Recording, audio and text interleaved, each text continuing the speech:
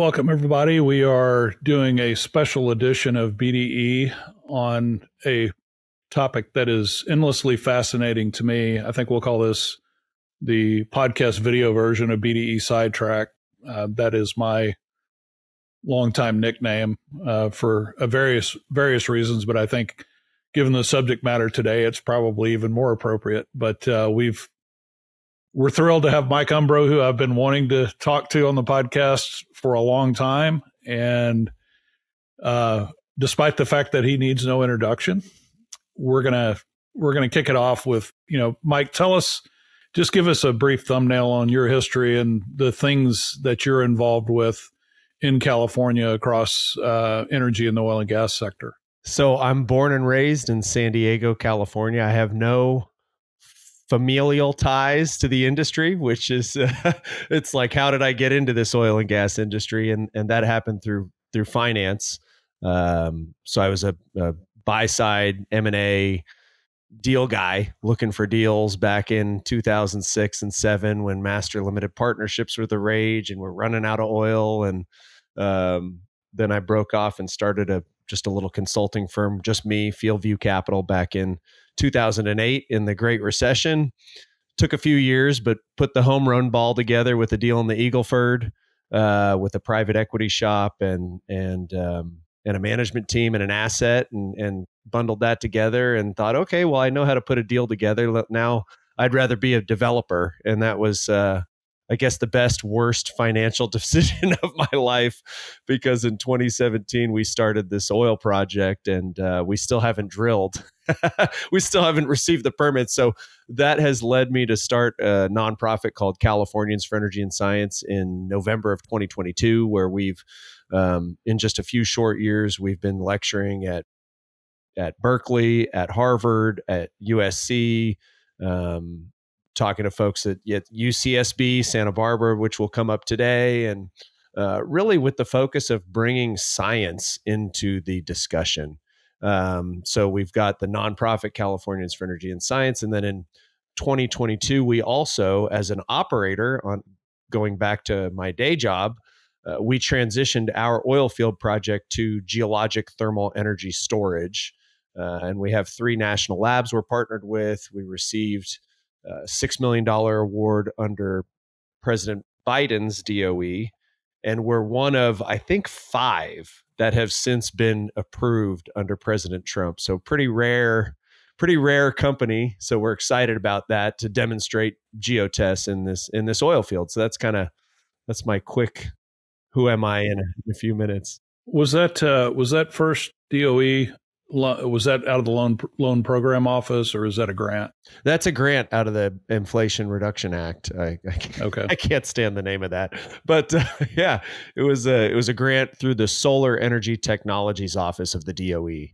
And so, we just like everybody were paused before we even received our final award letter, which was a little nerve-wracking, but I wrote our application and we had no dollars allocated to DEI, and we had no giveaways to the NGOs, and we're oil production and geothermal production, which this administration wants more of. So I think we just aligned across common sense and, energy that makes money instead of energy that needs constant subsidy.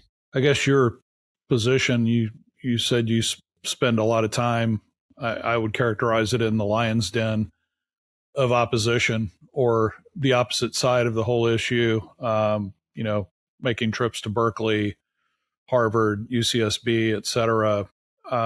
Give us kind of a current situational profile of what the state of oil and gas in particular are in California, and then we'll get to the lightning rod issue that has really fascinated me for a number of reasons. Yeah, we've definitely been under attack as an industry for 30 plus years. So the environmental movement is nothing new. It actually started in 1969 in Santa Barbara from the spill there. And so what's happened the past 6 years, as Governor Newsom has come into power, is a full shutdown. So where we've gone from tracking emissions, reducing emissions, low carbon fuel standard, cap and trade, all of these big environmental programs, the Global Warming Solutions Act of 2006. Those frameworks have just been fortified and strengthened and made it the hurdles higher and higher for anybody operating in this state. And then enter Governor Newsom, and it's just been, I think 20 some odd wells were actually drilled last year in the state of California. So a state of the industry that most in the industry couldn't even believe, even given our California climate agenda. So it's that's where we're at. And on the college campus scene, I think there's a lot of confusion from the students and a lot of misinformation or poorly presented information from much of the faculty that are leading these students. And so you've got, Berkeley, Stanford, USC all had prolific petroleum engineering programs back in the day, and they've since been, rebranded to be energy programs to kind of bring the whole Right.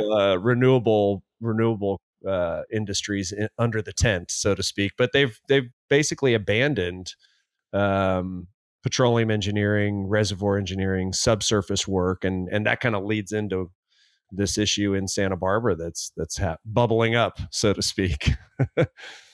Well, it's and we talked about it on Big Digital Energy a couple of weeks ago. I wrote a piece about it on Collide, just my take. And my personal interest is just nostalgically, I started my career with Exxon in Thousand Oaks in the Western Division. Although I was a Prudhoe Bay reservoir engineer, that's where that organization was located. But there was this SYU thing, Santa Ynez unit, Harmony, Heritage, and Hondo, kind of the glimmer of the Los Flores pipeline system and onshore storage and treating facility, et cetera. And, it was something that, looking out off the coast of California and seeing what effectively looked like an FPSO was just a bit shocking to see. I'd grown up in Texas, spent some time drilling wells in the Gulf of Mexico, but here's this pristine West Coast environment, and you look out there and you can see this FPSO. Well, fast forward through a transition from that to getting the Los Flores system up and running, removal of the OS&T. You produced from, I think, 81 to 94 with the OS&T, and then you switch to the pipeline and processing system. And then 2015 comes along, and there's another incident. Right. Refugio State Beach. Yeah. Mm-hmm. Yeah. And so since that time, the asset has essentially been shut in. Mm-hmm. Yes. 10 years. Yeah. 10 years plus. And was bought by Sable Offshore, which is a company run by Jim Flores, who has significant legacy experience in California, most notably with running Plains exploration and production, both onshore, and I believe they had some stuff offshore as well. And so kind of re-engaging the fight here, maybe give us kind of a primer on what's unfolded here in the growing dispute and the dilemma for Sable and restarting production, and what it means for California. Yeah, I think that's an important point of what it means for California to start there, as we've seen the California Energy Commission, CalGEM, which is effectively our railroad commission that's permitting the oil and gas industry, and then California Air Resources Board. Over the past 6 or 8 months, they've held a number of hearings because we've had multiple refineries announce closure. We've gone from, I want to say, 42-ish, I think it's 42 refineries in the 80s down to 9, and now we've got 2 more announced closed, Phillips 66 in Torrance in the Los Angeles area, and then Valero's Benicia refinery to the north. and then we'll be down to I think 7, and a couple of those are just asphalt refineries and really not making much gasoline or diesel or jet. So we know that Phillips 66 in Torrance received its last shipment of tankered product crude oil September 30. So I don't know how long that takes them to work off what's in existing tanks and work through that product. But my understanding is by the end of the year, they're not processing anything. So that's 9% of the remaining refining capacity. And then you've got another 9% with Valero, who just said, for sure, we're not reopening, or we're not reopening. We're not sticking around. That's the one in Torrance, right? The Valero's in Benicia. So Torrance is basically, they took their last shipment, they're done. And Benicia in the north is Valero, and Sacramento had fined this Valero facility, I think it was $80 million just last year. And then that's when they said, okay, we're not making money here. You're fining us. We're just going to close up shop. And that's what really triggered Sacramento to be scrambling, because that's another 9% of refining capacity gone. So we're losing 20% of the refining capacity. And we've got, I think I checked yesterday, the price per gallon is about $4.58 here in California. So you've got the highest gasoline price in the country, and that's before these 2 refineries shut down. I paid $2.49 at a Valero a couple of days ago. So it's great, right? I mean, to be anywhere but California. There is a happier middle between that level and where California is. I'll just say that as an industry interested, leveraged individual. Exactly. So these hearings that they're having, they're saying, how do we stabilize in-state production? What are we going to do as a group or body that's now under ultimately the California Energy Commission? They've said we need 350,000 barrels a day of in-state production to stabilize what's happening. And I think today we're around 220,000 barrels a day. So they're actually calling for an increase of 130,000 barrels a day of in-state production that was effectively lost under Governor Newsom. I think we've lost about 200,000 barrels a day just in his past 6 years because of this permit shutdown. So now they're trying to totally reverse course and quote unquote stabilize California production. So that's kind of the big state happenings right now. Whatever stabilize means. Right. What exactly? kind of reminds me of the old, when I was in equity research, the term normalized prices. Yeah. It's like, what does stabilize mean to you? It's somewhere for them. It's maybe we're getting off of 0 in-state production. I guess we finally moved them off of that death march, and now they want to stabilize. And what does that mean? So far, it's meant Sacramento has said Kern County, which produces about 70% of the state's oil, Kern County, you can have 2,000 permits a year, up to 2,000 permits a year. Which won't be enough. It won't be enough to even increase production, let alone stabilize production. So give us, for those who are unfamiliar with Kern County, typical well profile. There's a lot of heavy oil. There's a lot of thermal. There's just a lot of production assist that's required, and why 2,000 is nowhere close to the number. Yeah, it's a great point. For those that don't know about of the Kern County production, probably close to 80% or more of it is thermally enhanced. So we're taking natural gas to fire steam generators to put steam downhole to enhance the oil recovery. Our project, which is a first of a kind, will take parabolic solar troughs to heat a working fluid to 700 Fahrenheit. That'll go to a heat exchange. We'll bring up the reservoir. We'll sell the oil. We'll heat the brackish water from the reservoir to 500 degrees, and then we'll put it downhole, which is effectively a hot water flood. But the focus of our project is not the oil recovery. We will co-produce the lowest carbon intense oil in the world as a byproduct, but we're really trying to heat and thermal energy storage in the reservoir, trying to heat the whole reservoir to 500 degrees to make clean power. But that's our project. Most of what's happening in the Central Valley in Kern County, you're taking natural gas as a feedstock, and you're burning it in a steam generator. If you just drill a well without, I guess I should step back for continued EOR and more production to hit the market, you're going to have to process aquifer exemptions and underground injection control applications, which give us the ability to inject the steam or inject the wastewater back into the reservoir. Something that in Texas, you're probably talking a couple of weeks at the Railroad Commission. In California, they've just stopped permitting UICs. And so you really, if you decouple the injection process from just permitting the oil wells, what you're going to end up with is oil wells that make 3 barrels of oil a day because they're heavy oil wells that require enhanced oil recovery.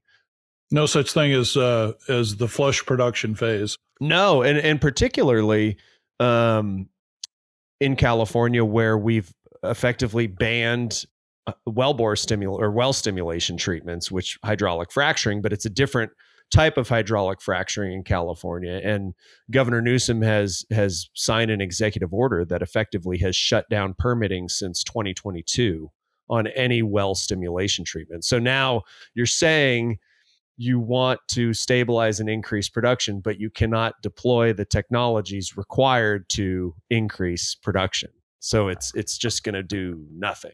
Yeah, the physics and the dynamics of the Kern County stabilization effort just don't work given the magnitude of what's going to be required over the time period that they're targeting. And like you said, and we talked about it a little bit yesterday in the pregame, 2,000 permits probably needs to be, with that profile, probably needs to be double or triple that.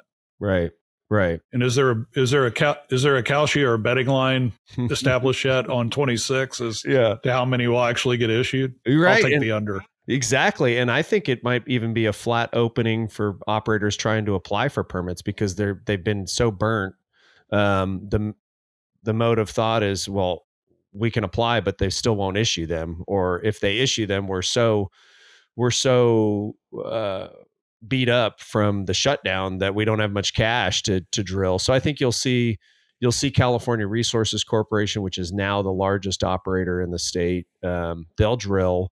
Chevron as an entity is down to 6 geologists and like a handful of engineers. It's like a skeleton crew. Whereas before, Kern County and the Kern River oil field was their hub for thermal EOR development and technology applications, where the best of the best engineers were at that location, at this business unit SJV, and doing technology research for their global operations. And now it's the opposite. It's like the skeleton crews in Kern County and everybody's in Houston, and they're just managing abandonment work. And so again, the Chevron is not going to save the day in this scenario.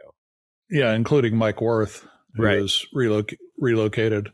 Yes, I believe part of that is to keep a closer eye on Darren Woods, but probably I digress. So I think that brings us to why offshore is important in this battle that has been unfolding really since last year about this time, I think, where my comment in the piece I wrote was the Coastal Commission in California is arguably the most powerful state regulatory agency anywhere to be found in the U.S. And so maybe kind of walk us through the key events and the milestones that have unfolded. Sable bought this SYU asset from Exxon for like $643 million back in 2023. Kind of take us from there and just level set for us, why this has become such a lightning rod issue. Yeah, it's something that I've really started following more on X with Phil Mickelson getting involved in the chat, which is great because he's got close to 1 million followers and he's now obsessed with California energy policy. Can I say he has stroke? Sorry, Yeah. that Yeah. was terrible. Yeah. So I liked it. Um, so they I think they did that through a SPAC, special purpose acquisition company, in 23, and got the deal done with Exxon, and then did the work to repair the Plains pipeline that had ruptured in 2015, which is, I think, important that it wasn't in fact a spill offshore. It was the pipeline operator, Plains, that had an issue. And I think there were issues around the alarm system and getting feedback back to headquarters in Texas and shutting the line down fast enough. But nonetheless, the spill happened. And in all fairness, it did motivate some good things. Like I worked the Valdez project with Exxon back in Okay. my tenure there, and a lot of good things came out of that in terms of responsiveness and readiness and safeguards. Nobody likes pollution, Right. least of all on a pristine beach and coastal area. Right. So that is just an objective fact. And one of the things that I think came out of that is that California now has primacy on intrastate pipeline systems for things like automatic shutoff capability. If I'm not completely in error there. I think that sounds right. Yeah, yeah. And so they did a bunch of work. I don't know how many millions they spent, Sable, on repairing that pipeline, which, again, going back to the state issues, California is suffering from a pipeline crisis as well, because we have so little crude flowing from the Central Valley north, specifically the northern route. I think right now we don't have enough crude in the pipelines, and so we literally need this Sable product, which will come into the pipeline in the Santa Barbara area, but then it feeds the main line that goes north and south to where the refineries are located. And so they do all this work to get the pipeline rebuilt and repaired, and all the hydrostatic testing ready to go, even to the point where they fill some tanks in that Las Flores facility, because they were able to turn on the first platform, and they were hit with flush production, and it had been shut in for 10 years. I think they were making like 6,000 barrels a day out of 6 wells or 7 wells or something like that. So that production that came from Harmony, which I think started again in May, Mm-hmm. something like 6 or 8,000 barrels, moved through the subsea gathering system and is now in storage onshore at Los Flores. From what I understand. Yeah. And so the pipeline's, it's fixed, it's repaired. And now you have the Coastal Commission saying, oh, well, you didn't do the repairs properly, or they're trying to fine them, and they filed a lawsuit against them to fine them for not doing the work properly. Although I don't know how that's possible. I mean, you can't do anything in California without the permits and the go ahead. So it's monkey business by the agencies to keep this oil offline. And Sable did the work under the sanction of something related to a federal consent decree. I don't recall exactly what the title of that is. And my understanding is that basically says that the legacy permits and authorizations related to SYU were valid, and therefore they could do that maintenance and repair work. This is not new development or construction. I don't think anybody can practically argue that. It just seems like we're trying to retroactively drag in, and maybe we can talk a little bit about SB 237 and everything that's kind of mushroomed out of that. But is that essentially correct? From my understanding, yeah, it's so complicated that I'm reading the same things you're reading. I'm scratching my head about how can you call this anything but an existing facility. And you got a lot of armchair lawyers on X talking about CEQA. We have the California Environmental Quality Act, signed under then Governor Reagan in the 70s, and so that's our NEPA. So that's a big environmental act that they've had to meet every step of the way. But it's interesting because when you read something like CEQA, and I did a whole year-long course at multiple courses from UC San Diego this past year to get a certificate in CEQA. But when you read CEQA and you read the exemptions, existing facilities are exempt. You don't need CEQA again to turn a facility like this on. But of course, there's always an environmental lawyer that will find a way to file a CEQA lawsuit, or in this case, file multiple lawsuits to try to hang them up. We're kind of waiting on a, in the jurisdiction that was most in the headlines lately, which was, the effort or the hearings to resolve the status of the Coastal Commission cease and desist. Tentative decision went unfavorably toward Sable. Yet there is not a final decision, and I think that's Santa Barbara County Superior Court. Right. Yes. That judge has said December 3rd was the last I saw, but it seems to be, if you had to handicap it, it's unlikely that there will be a reversal of that tentative decision that is adverse to Sable. Yeah, unless something changes behind the scenes, hopefully. But I know you have President Trump and the DOE saying we're going to open up the waters out here, so maybe there's some negotiation going on where turn the pipeline on. Otherwise, we're going to drill out here. I don't know.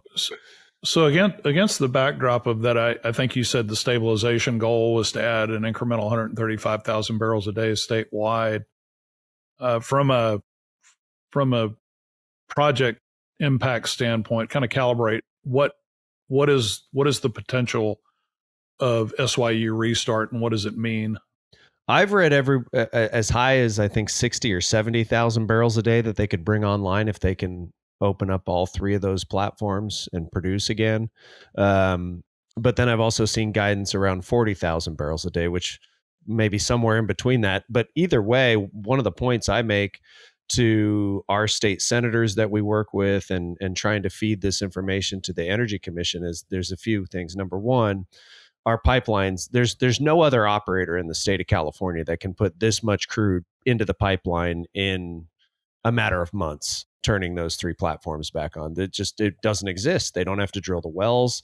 All they have to do is turn the wells on. And so the ability to stabilize in-state production, it really hinges in a lot of ways on this SYU unit being back online. And then the other component that I share with our senators that want to see more Kern County production is, you've really got to express to the Energy Commission that by not opening up these three platforms, it chills the investment community to anything in the state, because it's great to have the Sable folks be in Houston, which is obviously the headquarters for all things capital and energy development in the country and arguably the world.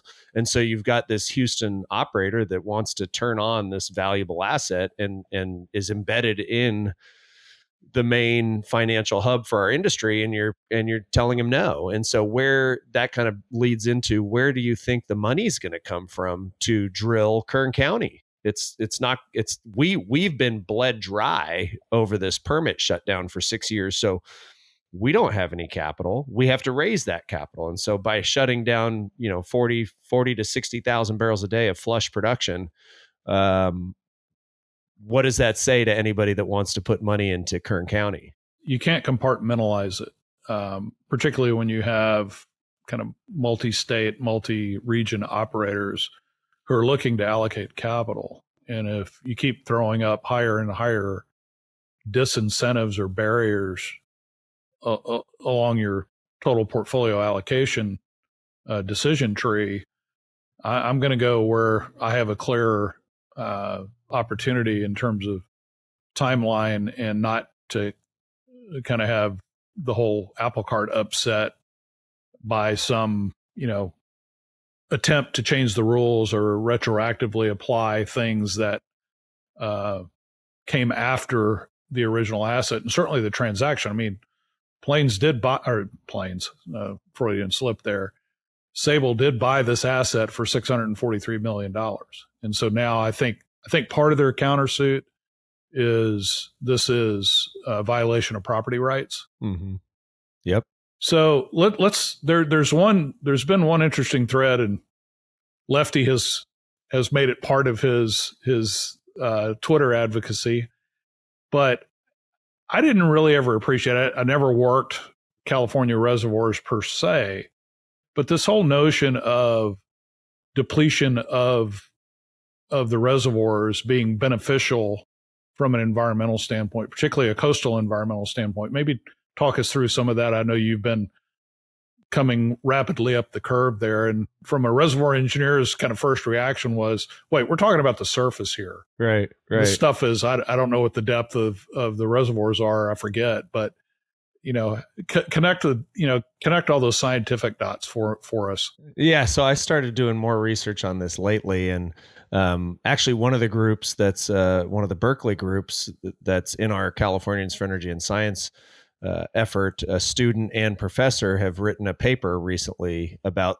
the natural seeps and what's going to happen when you shut in this production and reservoir pressure returns. And so I think it's important. I made a public comment in Santa Barbara last week, and I did a little research. I knew a lot of this, but historically, when you look back, the first discovery was by the Chumash, which are indigenous to this coastal area, and so thousands of years ago, they were coating their canoes or boats with tar. They were coating their roofs with tar to waterproof, and they were coating their pots and clays and everything with it. And it's also believed it was so prevalent in the marine ecosystem that now they're ingesting fish and food from their surroundings that is laced with hydrocarbons, and then they're breathing it in the air. So all of these factors combined, you can research this. National Geographic has said, well,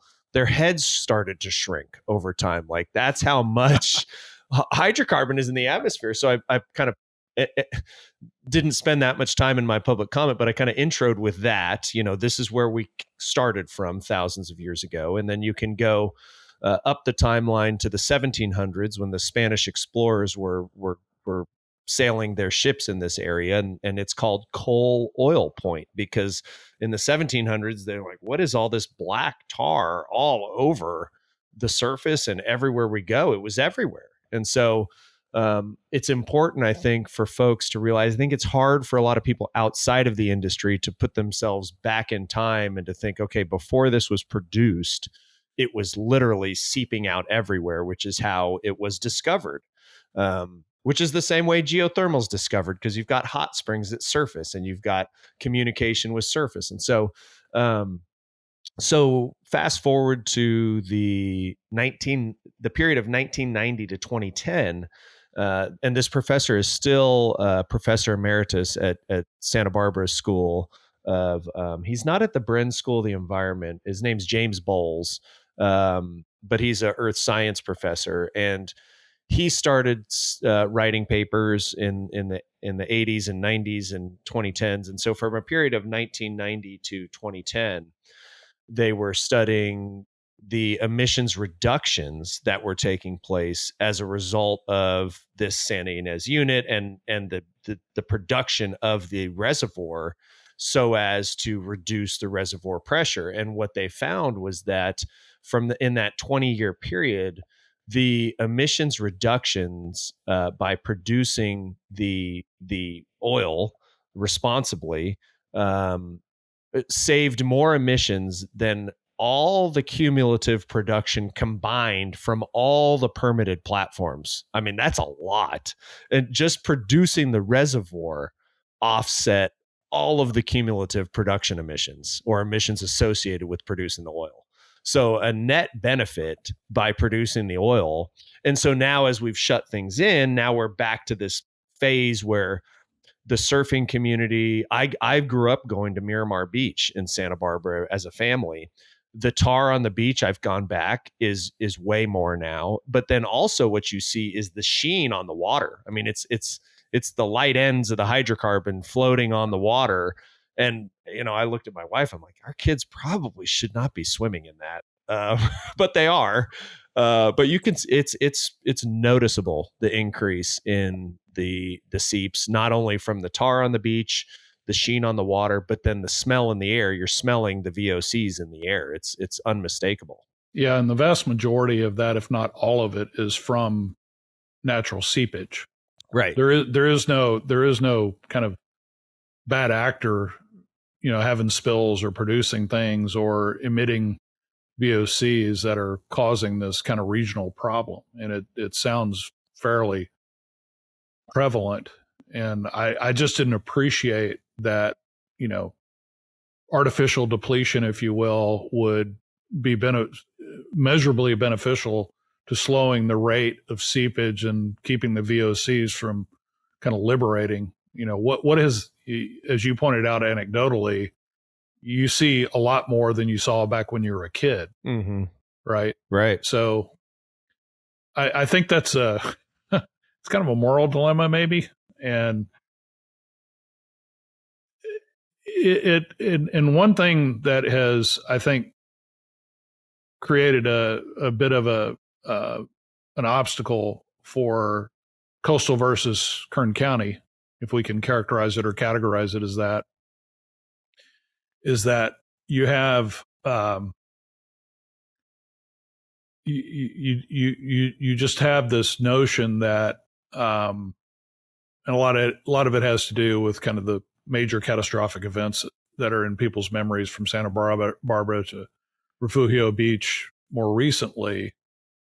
But the fact that you can measure this and determine causation, I think, is a big deal. So the dilemma is, we ought to be doing more of this. In fact, I think Sable has said in its investor deck that there's up to 100 development locations related to SYU. So new drilling on top of restoring existing production. Right. Yeah, absolutely. We absolutely should. And I think it warrants continued measurement. I think that's what, when you see the faces of the activists in the public comment I gave, of course, they know exactly where to sit. So they're in the camera view the whole hearing. And so you see there, and what they're doing to phase out the industry is they're taking an economics professor from UCSB, and he's running the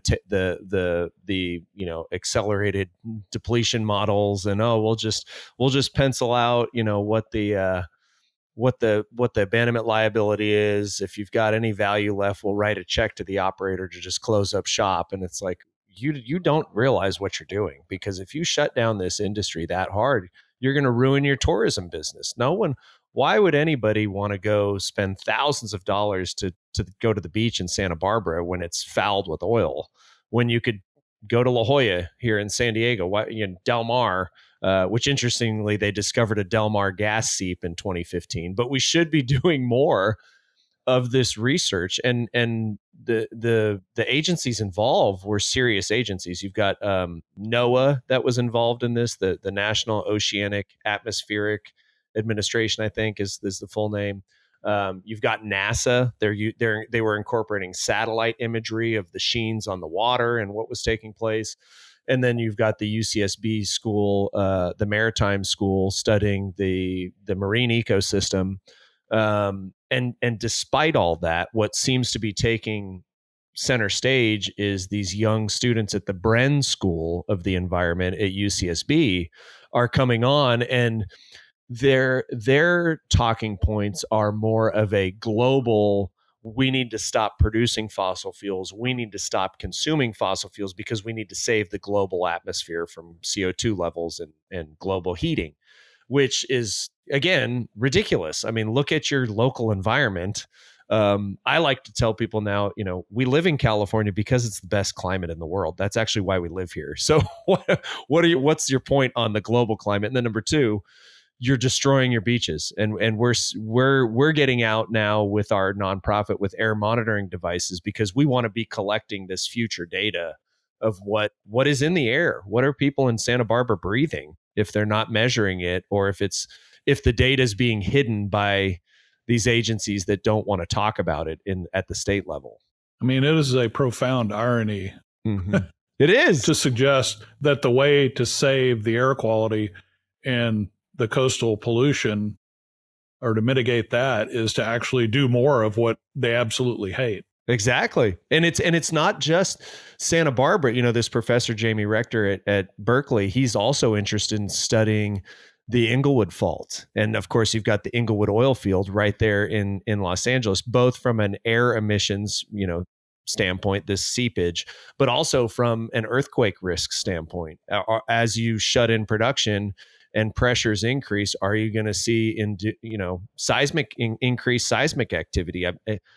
Kind of a fair point with what we see in the Permian and Oklahoma on injection and causing induced seismicity. Are you going to induce seismicity by shutting in the Inglewood oil field? Seems like a worthy mission to do whatever pressure relief valve we can do on one of the most tectonically active areas right in the world, certainly in the country. Exactly. So let's talk about let's kind of bring things to a nifty close here and talk about just what's the economic impact and reality if we continue down this path of inertia where nothing is really getting done.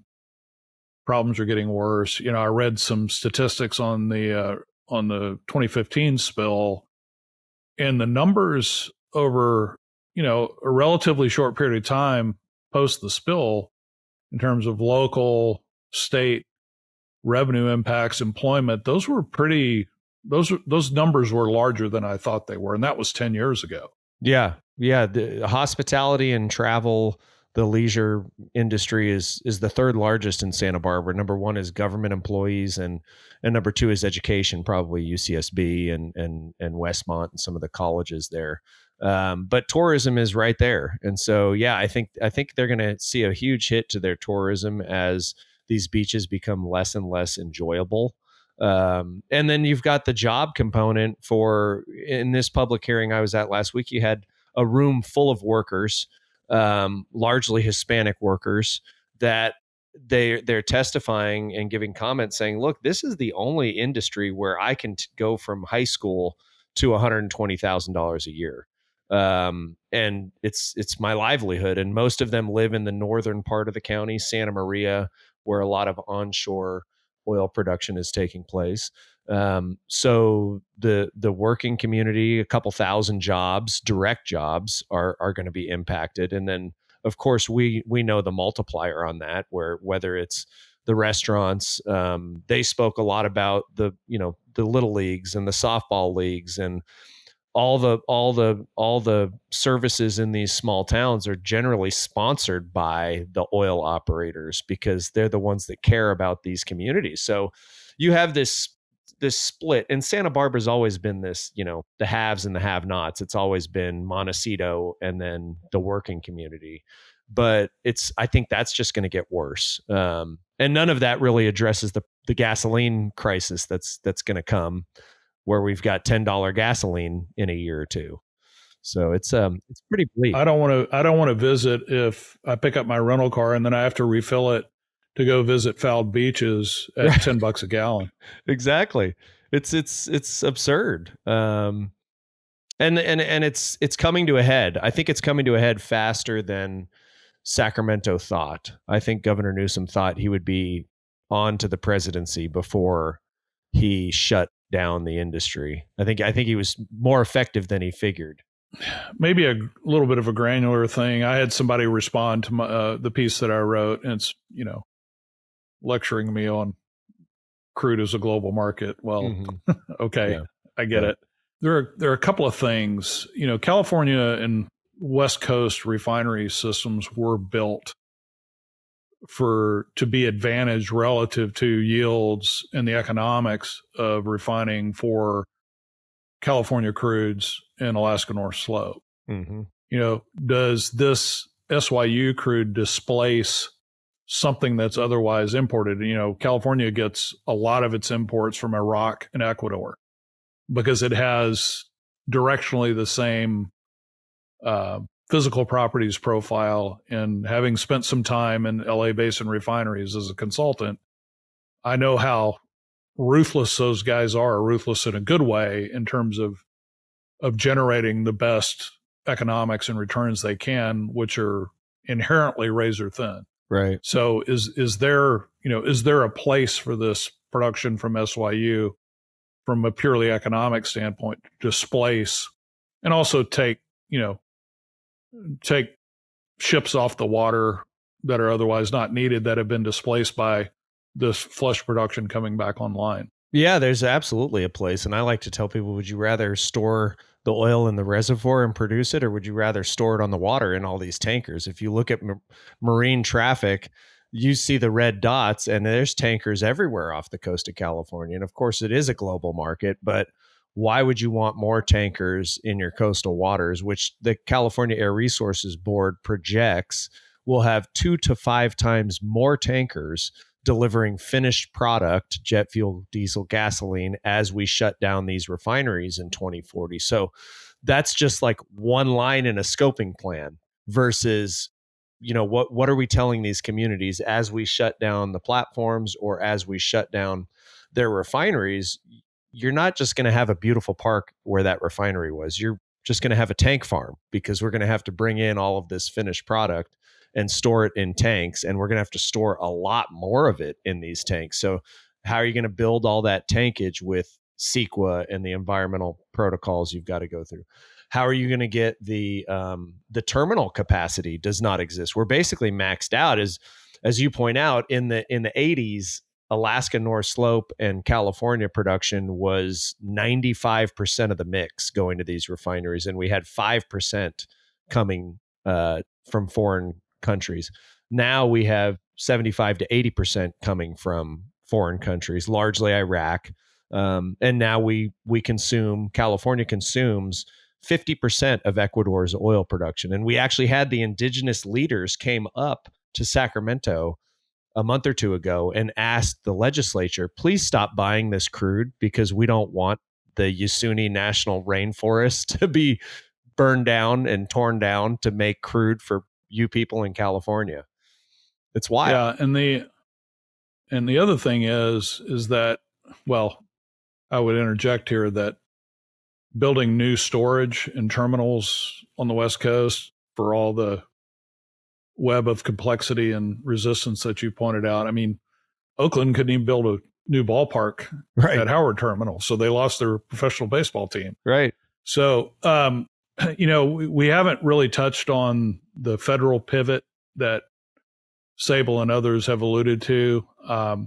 That would basically just amount to reinstituting the FPSO or OS&T type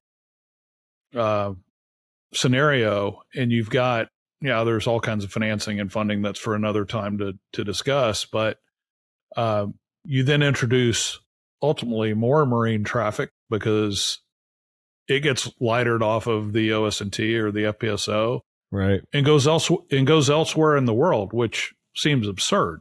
We can't move it. We can't move it to a port in the U.S. primarily, I think, because of the Jones Act. I think so too. So, right, with that federal OCS option, that I guess that tanker number even goes up higher than that 2 to 5 times. Mm-hmm. Right. So it's, I believe, if I had to handicap it now, it's going to get produced. We will restart the project. It may not ultimately prevail for the optimal solution, but you do have the option, as my understanding is, purely federal jurisdiction in the lease area around SYU. So right. And then I'm wondering if they get that, then will they expand drilling and just say, Trump will just go full bore. Let's drill this bad boy up, which he should. Yeah. But we should really do both. We should turn on the pipeline, and we should drill also, because that's what's best for the environment. And I think that's our premise at Californians for Energy and Science. We just need to keep getting the truth and the facts out there.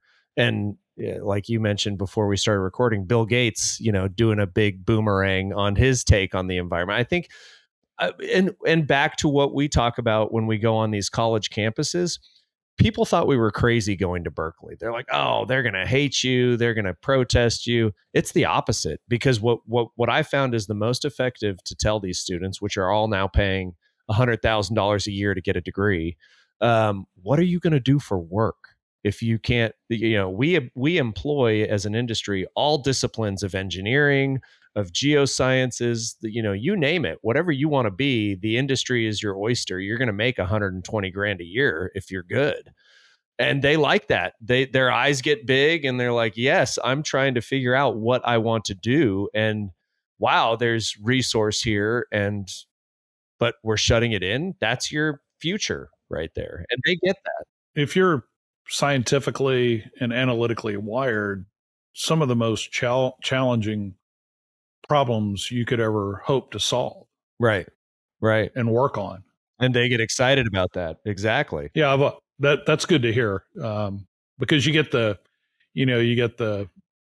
headline view or the conventional wisdom characterization, but I'm hopeful in terms of kind of the next generation coming in. And man, really appreciate your time today. I've been wanting to do this for a while, and kudos to you for fighting the industry's good fight as the foot soldier. Yeah. and general as well. Yeah, it's fun. In California. You've got to have tons of thick skin and stamina for sure, but we'll perhaps touch base on down the road if we get some kind of milestone decision here. And thanks for entertaining my my desire to talk about something other than unconventional in West Texas. Yeah, no, I love it. Thanks for shining a spotlight on this issue. And with your background in this area, it's phenomenal. So hopefully we do have a good decision coming. And then hopefully I'll be in Houston here in the new year, and